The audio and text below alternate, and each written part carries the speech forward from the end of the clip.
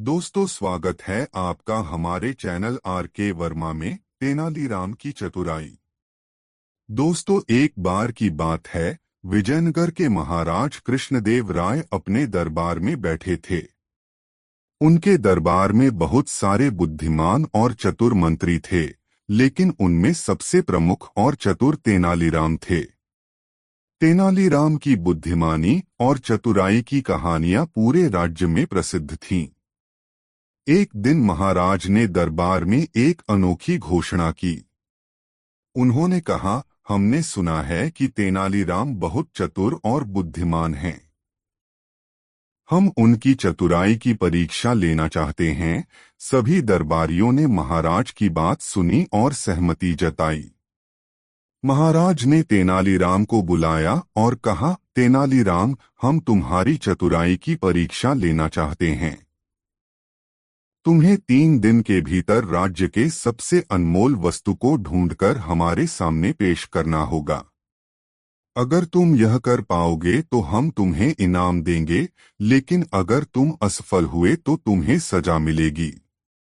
तेनालीराम ने महाराज की चुनौती स्वीकार की और सोचने लगे कि राज्य की सबसे अनमोल वस्तु क्या हो सकती है। वह 3 दिन तक राज्य में घूमते रहे और सोचते रहे। आखिरकार तीसरे दिन उन्होंने एक योजना बनाई और दरबार में वापस आए। दरबार में सभी दरबारी और महाराज उत्सुकता से तेनालीराम का इंतजार कर रहे थे। तेनालीराम ने कहा, महाराज, मैंने राज्य की सबसे अनमोल वस्तु ढूंढ ली है। महाराज ने आश्चर्य से पूछा, क्या वह वस्तु है? तेनालीराम ने एक दर्पण निकाला और महाराज के सामने रख दिया। महाराज ने हैरान होकर पूछा, यह दर्पण कैसे राज्य की सबसे अनमोल वस्तु हो सकता है? तेनालीराम ने मुस्कुराते हुए कहा, महाराज, इस दर्पण में जो चेहरा आप देख रहे हैं, वही राज्य की सबसे अनमोल वस्तु है। आपके बिना यह राज्य अधूरा है। आप ही इस राज्य की शक्ति और संप्रभुता का प्रतीक हैं। इसलिए आपके बिना यह राज्य कुछ भी नहीं है। महाराज कृष्णदेव राय तेनालीराम की बुद्धिमानी से बहुत प्रभावित हुए। उन्होंने तेनालीराम की तारीफ की और उन्हें इनाम देने का वादा किया। सभी दरबारियों ने भी तेनालीराम की चतुराई की सराहना की। इस प्रकार तेनालीराम ने एक बार फिर अपनी बुद्धिमानी और चतुराई से सभी को प्रभावित किया और सिद्ध कर दिया कि वह वास्तव में सबसे चतुर हैं। महाराज ने तेनालीराम को बहुमूल्य उपहार दिए और उनकी प्रशंसा की। तेनालीराम की यह कहानी पूरे राज्य में फैल गई और लोग उनकी चतुराई के किस्से सुनकर आनंदित होने लगे। इस कहानी से यह सीखने को मिलता है कि बुद्धिमानी और चतुराई का सही उपयोग करने से हर समस्या का समाधान मिल सकता है। तेनालीराम की तरह हमें भी हर चुनौती का सामना धैर्य और समझदारी से करना चाहिए। दोस्तों, वीडियो को एक लाइक जरूर कर दे। तेनालीरामन की चतुराई के किस्से हमेशा से ही रोचक और प्रेरणादायक रहे हैं। एक ऐसा ही किस्सा है जिसमें तेनालीरामन ने अपनी बुद्धिमानी से राजा और राज्य को बड़ी मुसीबत से बचाया। तेनालीरामन और चोर। विजयनगर के राजा कृष्णदेव राय के दरबार में एक दिन एक व्यापारी पहुंचा। वह बहुत परेशान और चिंतित था। उसने दरबार में अपनी समस्या सुनाई, महाराज, मैं एक बहुत अमीर व्यापारी हूं। मेरी संपत्ति बहुत बड़ी है, लेकिन पिछले कुछ समय से मेरे घर में चोरी हो रही है। हर रात कुछ न कुछ सामान गायब हो जाता है। मैंने अपने नौकरों से पूछताछ की, पर कोई सुराग नहीं मिला। मुझे डर है कि कहीं एक दिन मेरी पूरी संपत्ति ही चोरी न हो जाए। राजा ने व्यापारी की बात सुनी और दरबारियों से सुझाव मांगे। सभी दरबारियों ने अपने अपने तरीके सुझाए, लेकिन कोई ठोस समाधान नहीं मिल पाया।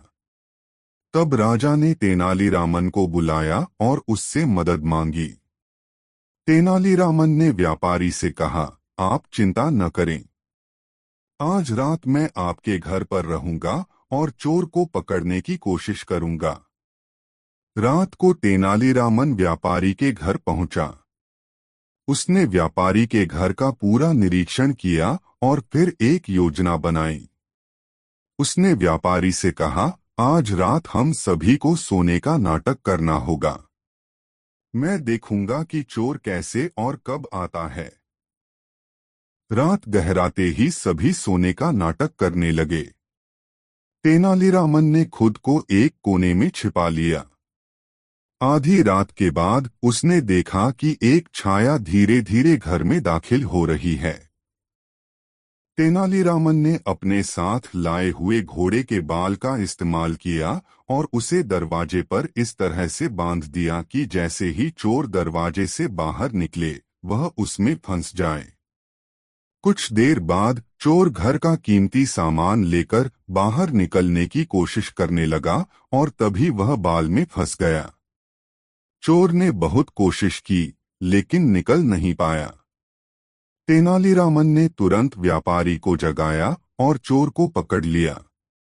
अगले दिन सुबह तेनालीरामन ने चोर को राजा के सामने पेश किया।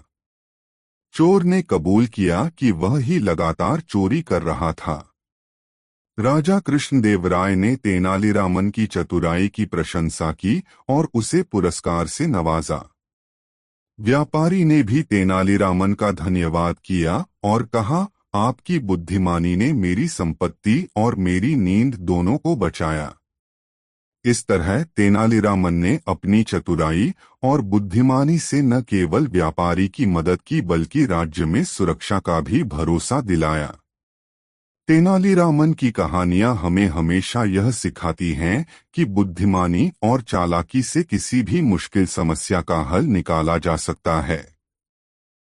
दोस्तों, एक कहानी आपको कैसी लगी कमेंट में जरूर बताएं। 3 तेनालीराम और अदृश्य चोर नई मजेदार कहानी। विजयनगर के महाराज कृष्णदेव राय के राजमहल में आए दिन अजीब अजीब घटनाएं घटित होती रहती थीं। एक दिन दरबार में एक विचित्र घटना घटी। महाराज के खजाने से सोना और बहुमूल्य रत्न चोरी हो गए थे। यह कोई साधारण चोरी नहीं थी क्योंकि खजाने के चारों ओर सख्त पहरा था और कोई भी बिना अनुमति के वहां नहीं जा सकता था। महाराज ने यह समस्या हल करने के लिए अपने सबसे चतुर और विश्वस्त दरबारी तेनालीराम को बुलाया। तेनालीराम ने महाराज से कहा, महाराज, यह चोरी कोई साधारण व्यक्ति नहीं कर सकता। मुझे लगता है कि यह काम किसी अदृश्य चोर का है। महाराज और दरबारी तेनालीराम की इस बात पर हंसने लगे। लेकिन तेनालीराम ने अपनी योजना बनाई और महाराज से कहा, मुझे एक रात का समय दीजिए, मैं इस अदृश्य चोर को पकड़ने का प्रयास करूंगा।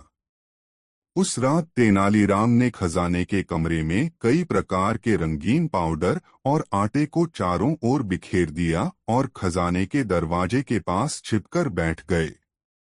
कुछ घंटों बाद उन्होंने कमरे में कुछ आवाज सुनी।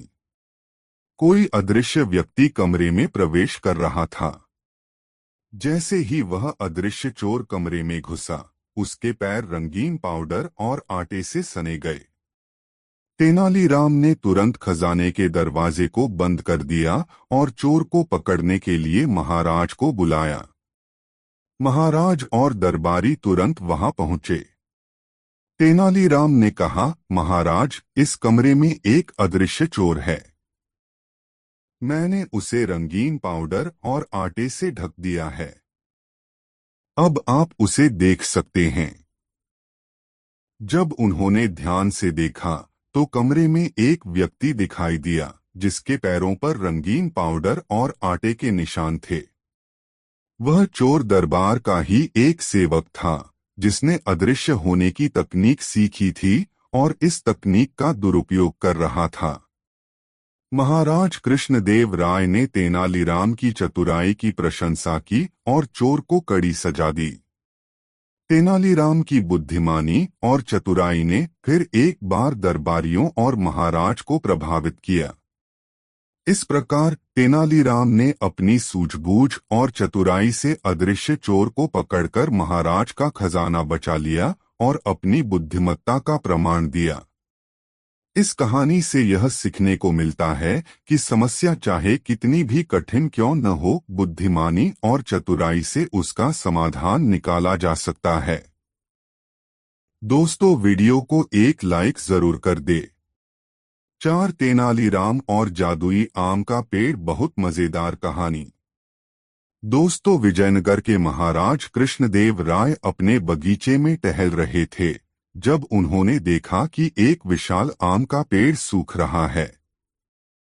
यह आम का पेड़ उनके लिए बहुत महत्वपूर्ण था क्योंकि यह जादुई था और हर साल केवल एक ही आम देता था। उस आम को खाने से इंसान की सभी बीमारियां दूर हो जाती थीं। महाराज इस बात से बहुत चिंतित हो गए और उन्होंने अपने दरबार में सभी विद्वानों और वैद्यों को बुलाया, लेकिन कोई भी इस समस्या का समाधान नहीं ढूंढ पाया। अंत में महाराज ने तेनालीराम को बुलाया और उसकी चतुराई पर भरोसा करते हुए कहा, तेनालीराम, हमारे बगीचे का जादुई आम का पेड़ सूख रहा है। हमें इसका कारण समझ नहीं आ रहा और न ही कोई इसका इलाज बता पा रहा है। क्या तुम हमारी मदद कर सकते हो? तेनालीराम ने महाराज को आश्वासन दिया और बगीचे में जाकर उस पेड़ का निरीक्षण करने लगा। उसने ध्यान से देखा कि पेड़ के आसपास की मिट्टी सूखी और कड़ी हो चुकी थी। तेनालीराम ने सोचा कि शायद पेड़ को पर्याप्त पानी नहीं मिल रहा है। उसने तुरंत बगीचे के माली को बुलाया और पूछा, क्या तुम पेड़ को नियमित रूप से पानी दे रहे हो?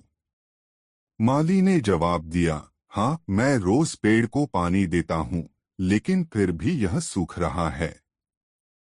तेनालीराम ने कुछ देर सोचा और फिर उसने माली से कहा, कल सुबह जल्दी उठकर जब सूरज निकल रहा हो तब पेड़ के आसपास की मिट्टी को खोदकर देखो। मुझे यकीन है कि हमें कुछ ऐसा मिलेगा जो इस समस्या का कारण है। अगले दिन सुबह माली और तेनालीराम ने मिलकर पेड़ के आसपास की मिट्टी को खोदा। अचानक उन्होंने देखा कि मिट्टी के नीचे एक बड़ा सा पत्थर है जो पेड़ की जड़ों को दबा रहा था। तेनालीराम ने उस पत्थर को हटाने का आदेश दिया और फिर पेड़ की जड़ों को साफ पानी से धोया।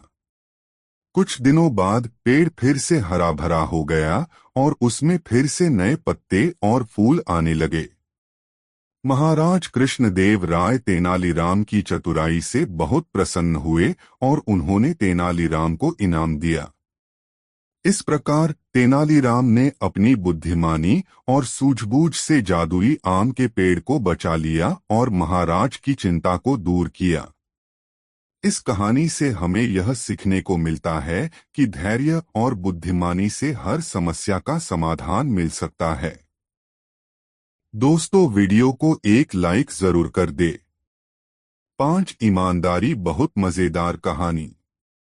महाराज कृष्णदेव राय कभी कभी अपने दरबार में इतने सहज हो जाते थे कि उन्हें देखकर कोई कह नहीं सकता था कि वे एक कुशल प्रशासक, कुशल राजनीतिज्ञ और अनुशासनप्रिय शासक हैं। जिस दिन महाराज में सहजता दिखती, उस दिन आम सभासद भी मस्ती में आ जाते। सभा भवन में हंसी, ठिठोली, बहस, बतरस सब कुछ होता। तेनालीराम एकमात्र ऐसा सभासद था जो यह समझता था कि महाराज का अचानक सहज हो जाना और सभासदों को इस तरह ढील देना भी उनकी शासन नीति का हिस्सा है। इससे महाराज अपने सभासदों की मूल प्रवृत्तियों को समझने का प्रयास करते हैं। सभासदों में खुलापन आते ही थोड़ी बहुत उच्छृंखलता भी आ जाती थी, जिसे उस दिन महाराज क्षमा मानते थे, लेकिन उच्छृंखल होने वाले सभासदों के प्रति उनका व्यवहार बाद में बदल जाता था। वे ऐसे सभासदों से कड़ाई से पेश आते और आदेशात्मक होकर छोटी पंक्तियों में बातें करते। एक दिन तेनालीराम थोड़ी देर से सभा भवन में पहुंचा। उस समय एक सभासद कोई मनोरंजक घटना सुना रहा था। उसकी बातें समाप्त होने पर सभी सभासद हंस पड़े। महाराज भी खूब हंसे। चूंकि तेनालीराम ने पहले कही गई बातें नहीं सुनी थीं, इसलिए वह नहीं हंसा। अपने आसन पर गंभीर बना बैठा रहा। महाराज ने उसे देखा और महसूस किया कि सबके हंसने मने तेनालीराम साथ नहीं दे रहा है। महाराज को यह बात बुरी लगी, मगर उन्होंने उस समय तेनालीराम से कुछ नहीं कहा। न जाने कैसे सभासदों के बीच दान पुण्य, धर्म कर्म और ईमानदारी पर बहस होने लगी। एक सभासद ने कहा, महाराज, मेरे विचार से धनवान लोग गरीबों की तुलना में अधिक ईमानदार होते हैं। वे स्वयं साधन संपन्न होते हैं। आवश्यकता की प्रत्येक वस्तु उन्हें उपलब्ध होती है, इसलिए छोटी छोटी चीजों के लिए उनका ईमान नहीं डोलता। वे दान पुण्य करते हैं, इसलिए उनमें धार्मिक भावना भी विद्यमान रहती है, जबकि गरीबों का ईमान जल्दी ही डोल जाता है।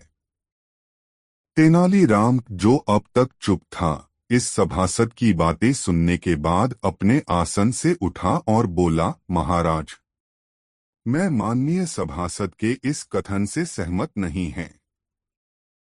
मेरा विश्वास है कि गरीब आदमी अधिक धर्मभीरू होता है। वह भगवान से डरता है, इसलिए वह गलत काम करने से बचता है। ईश्वर का भय गरीबों को इतना अधिक होता है कि उसका ईमान इसी भय के कारण डोलता नहीं। धनवान में ईश्वर का भय इस तरह का नहीं होता। उसके दान पुण्य में भी लौकिक प्रतिष्ठा की चाह छुपी रहती है कि लोग उसे ऐश्वर्यशाली और परोपकारी के रूप में स्वीकार करें। तेनालीराम की गंभीर वाणी थोड़ी देर तक सभा भवन में अनुगूंज उत्पन्न करती रही।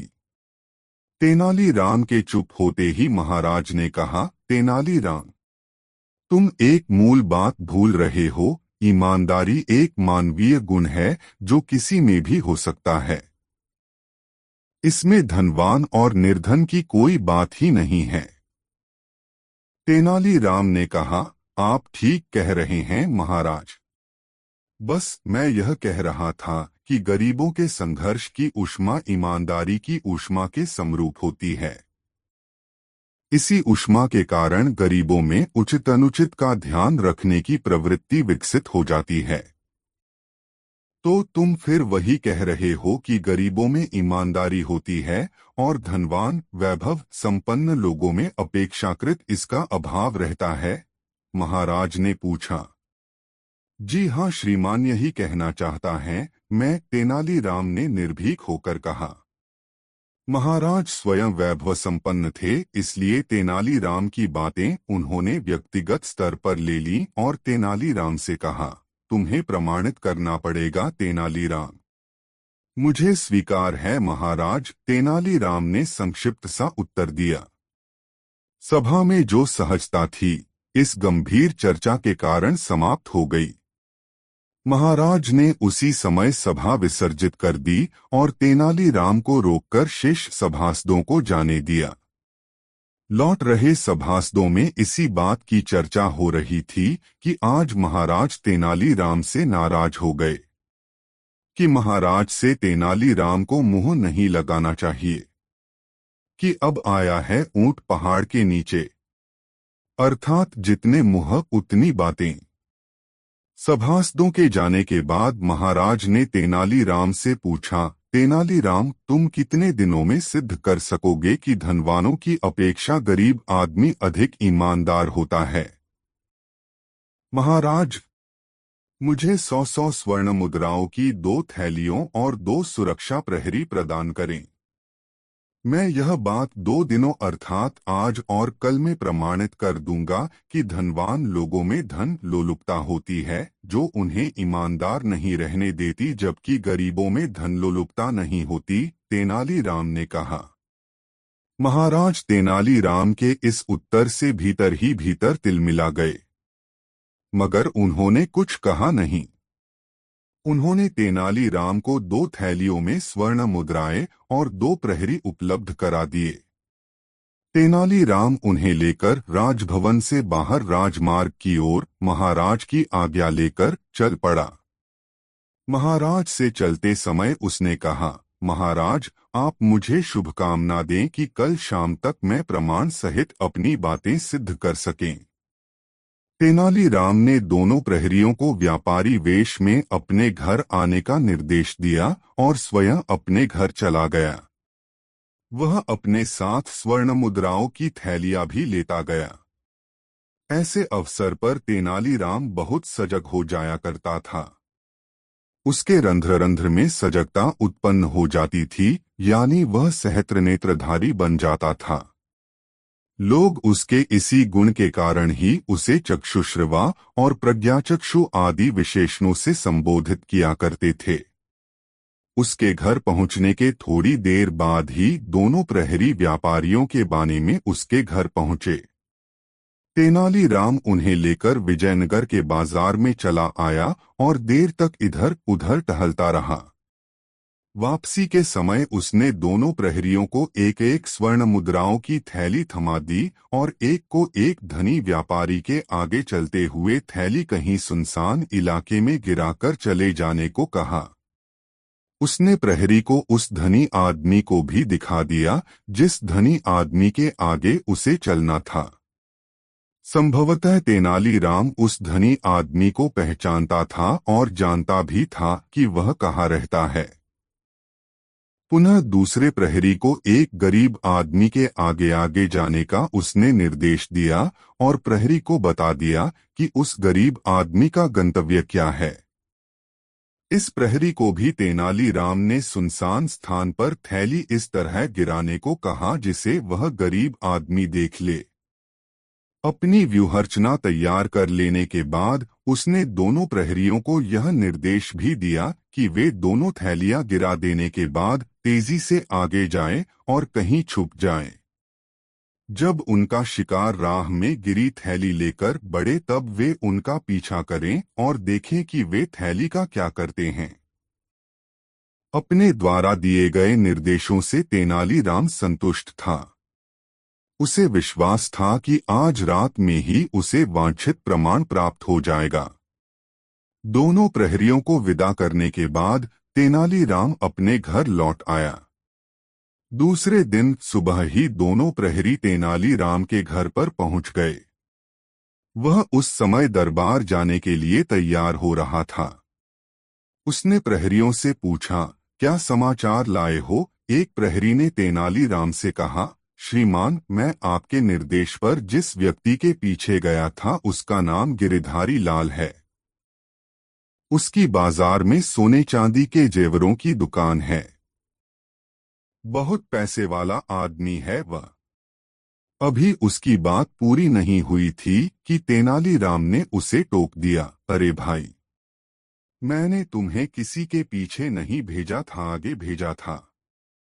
ठीक से सारी बातें बताओ। क्षमा करना श्रीमान, भूल हो गई, प्रहरी ने कहा और कल शाम को घटित घटना बताने लगा। श्रीमान, जब मैं उस आदमी, मेरा मतलब है कि गिरिधारी लाल के आगे आगे चलते हुए कदम पेड़ के पास पहुंचा तो मुझे राह पूरी तरह खाली दिखी। सुनसान रास्ते पर 2 ही मुसाफिर थे, मैं और वह। मैं उससे मात्र 4 कदम की दूरी पर था। मौका देखकर मैंने कमर में खोसी हुई स्वर्ण मुद्राओं की थैली गिरा दी और सामान्य चाल से आगे बढ़ता रहा, मानो मुझे थैली गिरने का भान ही नहीं है। कुल 4 कदम चलकर मैंने अपनी गर्दन पीछे की ओर हल्के से घुमाई तो पाया वह व्यक्ति नीचे गिरी थैली उठा रहा था। मैंने अपनी गति बढ़ा दी। थैली उठाने के बाद वह थोड़ी धीमी गति से चलने लगा। मैं तेज चलता हुआ राह में आए एक पेड़ की ओट लेकर खड़ा होकर उसकी प्रतीक्षा करने लगा। जब वह उस पेड़ से थोड़ा आगे निकल गया, तब मैं भी पेड़ की ओट से बाहर निकलकर उसका पीछा करने लगा। वह आदमी हल्दी बाजार के निकट बसे कुलीनों के मोहल्ले मने बने गुलाबी मकान में रहता है। उसके घर की बाहरी दीवार पर उसका नाम खुदा हुआ है, गिरधारी लाल। मैंने घर के चारों ओर छोड़ी गई खुली जमीन का लाभ लिया और एक कमरे की खुली खिड़की से अंदर झांका तो पाया कि गिरधारी लाल थैली से स्वर्ण मुद्राएं निकालकर गिन रहा है। उसने मुद्राएं गिनकर उन्हें थैली में रखा और आसमान की ओर हाथ जोड़े कुछ देर तक खड़ा रहा, फिर स्वर्ण मुद्राओं की थैली को कमरे में लगी तिजोरी में रखा।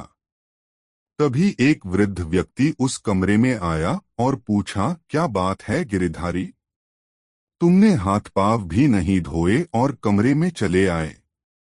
तुम्हारा स्वास्थ्य तो ठीक है।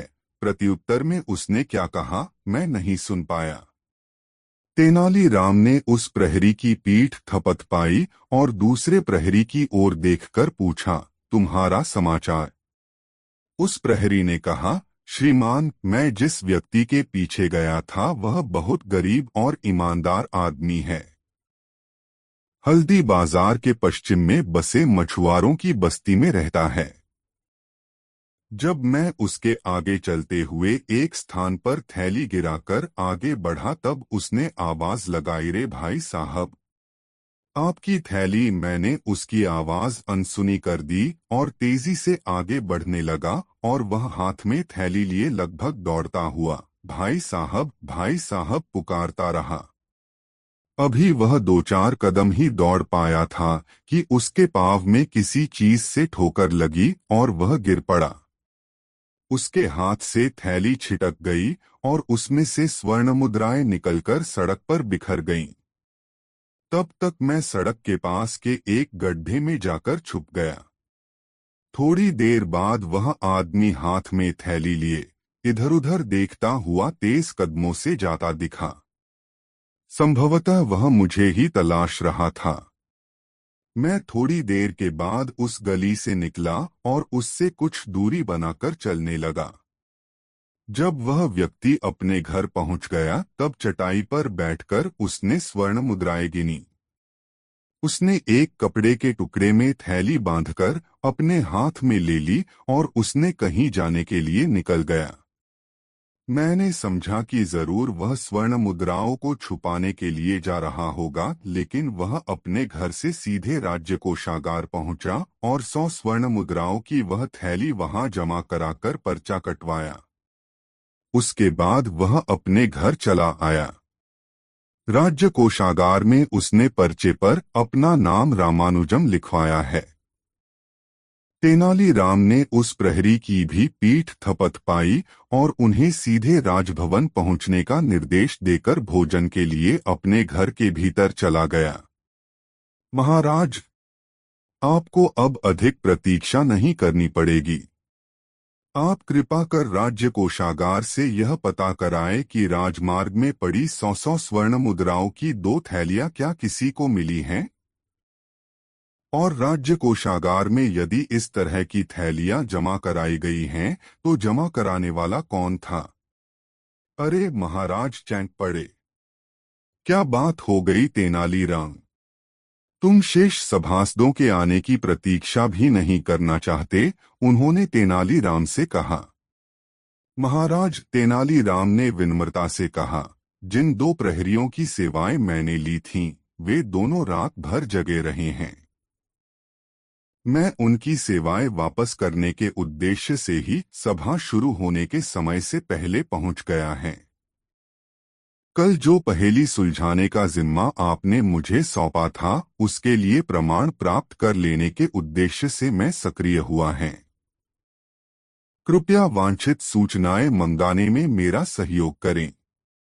यदि आप निर्देश देंगे तो सूचना अतिशीघ्र प्राप्त हो जाएगी और सभासदों के आने पर इन दोनों प्रहरियों को मुक्ति मिल सकेगी। ये दोनों प्रहरी मेरे शोध के प्रमाण भी हैं और प्रत्यक्षदर्शी भी। महाराज कृष्णदेव राय समझ चुके थे कि तेनालीराम ने गरीबी और ईमानदारी का संबंध स्थापित करने का कोई सूत्र अवश्य पा लिया है। से सूचना मंगाई। सूचना पत्र में लिखा गया था कि रामानुजम उन्होंने राज्य कोषागार से गाई। सूचना पत्र में लिखा गया नाम एक व्यक्ति स्वर्ण मुद्राओं कल मध्य रात्रि से पूर्व जमा कराई है। यह थैली उसे राजमार्ग से हल्दी बाजार जाने वाली राह पर मिली थी। रामानुजम हल्दी बाजार के पास मछेरों की बस्ती में रहता है और मधुमक्खियों के छत्ते से मधु निकालने का कार्य करता है। महाराज ने सूचना पत्र का अवलोकन कर उसे तेनालीराम को सौंप दिया। जब सभा भवन में सभी सभासद पहुंच गए तब तेनालीराम ने कहना आरंभ किया, महाराज, आपके निर्देश पर कल मैंने एक प्रयोग किया और प्रयोग का परिणाम मुझे आज मिल गया। यह सूचना पत्र जो राज्य कोषागार से मंगाया गया है वह एक गरीब व्यक्ति के ईमानदार होने का प्रमाण पत्र है। यह सूचना पत्र बताता है कि गरीब आदमी धनलोलुप नहीं होता है। फिर तेनालीराम ने सविस्तार अपनी योजना के क्रियान्वयन की कथा सभा भवन में सुनाई। प्रमाण के रूप में दोनों प्रहरियों को प्रस्तुत किया। दोनों प्रहरियों ने सभासदों को संपूर्ण घटना की जानकारी दी। महाराज ने सिपाहियों को भेजकर सेठ गिरिधारी लाल को पकड़वाकर मंगवाया। पहले तो सेठ इस घटना को ही गलत बताता रहा, लेकिन जब तेनालीराम ने उससे कहा कि 100 स्वर्ण मुद्राओं से भरी थैली तुमने अपने कमरे की दीवार में लगी तिजोरी में रखी है, तब वह सेठ टूट गया और अपना अपराध स्वीकार कर लिया। महाराज ने सिपाहियों को भेजकर स्वर्ण मुद्राएं मंगा लीं और उसे राज्य कोषागार को सौंप दिया गया। सेठ गिरिधारी लाल को महाराज ने जेल भिजवा दिया। गरीब रामानुजम को दरबार में बुलाकर 100 स्वर्ण मुद्राएं उसकी ईमानदारी के पुरस्कार स्वरूप प्रदान की। इसके बाद महाराज ने तेनाली को अपने गले से लगा लिया और कहा, सचमुच तेनालीराम, तुम्हारी मेधा का कोई दूसरा उदाहरण मैंने कहीं नहीं देखा। दोस्तों, यह वीडियो आपको कैसा लगा कमेंट में जरूर बताएं। 6 महत्वाकांक्षी युवा तपस्वी बहुत मजेदार कहानी। दोस्तों, विजयनगर में प्रत्येक वर्ष कोई न कोई उत्सव समारोह आदि हुआ करता था। महाराज कृष्णदेव राय उत्सव प्रेमी ही नहीं, अध्यात्म प्रेमी भी थे। उनका मानना था कि आध्यात्मिक होने का अर्थ यह नहीं है कि आप धार्मिक कर्मकांडों में उलझ जाएं। ये कर्मकांड तो मनुष्य को विचारों की संकीर्णता की ओर ले जाते हैं। यह करो, ऐसे करो बताने वाले कर्मकांड निषेध और वर्जनाओं पर आधारित हैं, क्योंकि ये यह भी बताते हैं कि वह न करो, वैसा न करो। प्रायः महाराज अपने चिंतन की चर्चा तेनालीराम से करते रहते थे। एक उत्सव के अवसर पर महाराज ने प्रसन्न होकर एक तपस्वी को विजयनगर में कुटिया बनाने के लिए भूमि एवं अन्य सुविधाएं दे दी।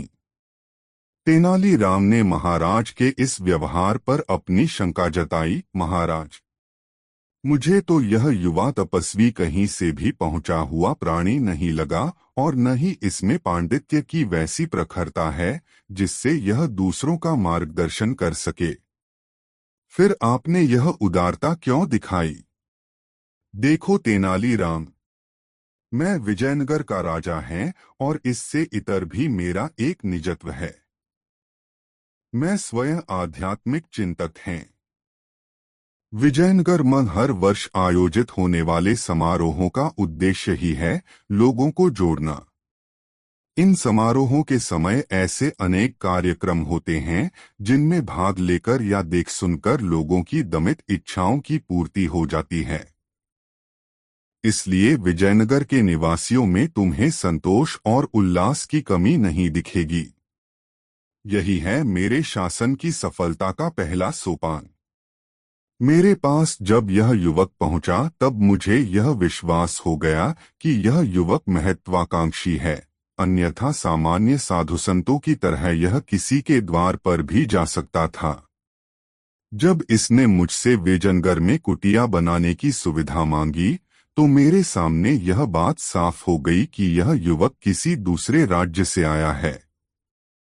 इस प्रकार एक राजा के समक्ष वह एक शरणागत की तरह था, तो उसे कुटिया बनाने की सुविधा देकर मैंने राजधर्मानुकूल कार्य किया है। रही उसके सिद्ध नहीं होने की बात, तो मुझे विश्वास है कि वह सिद्धि तो प्राप्त कर ही लेगा, क्योंकि महत्वाकांक्षी व्यक्ति वांछित को प्राप्त करके ही दम लेता है, महाराज ने कहा। महाराज की तर्कसंगत बातें सुनकर तेनालीराम मौन हो गया। धीरे धीरे समय बीतता रहा। महाराज उस युवक को भूल गए। 2 राज्य महोत्सव बीत गए।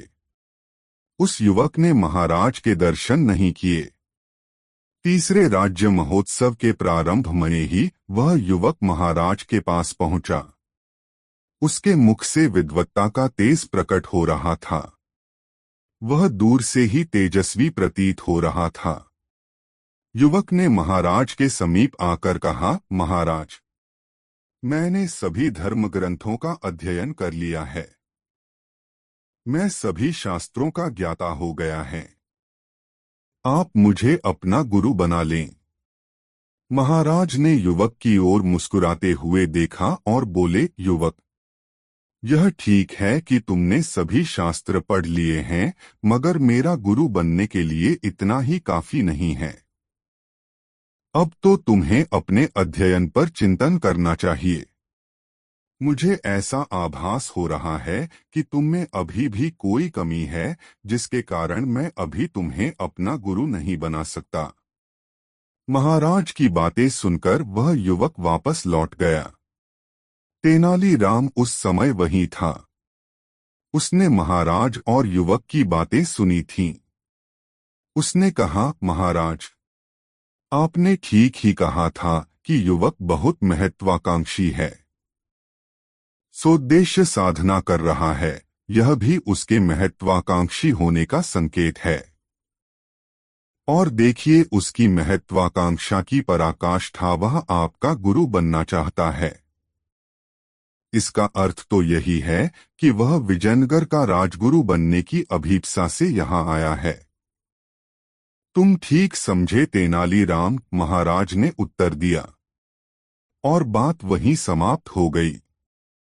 महाराज अपनी सामान्य दिनचर्या में लग गए।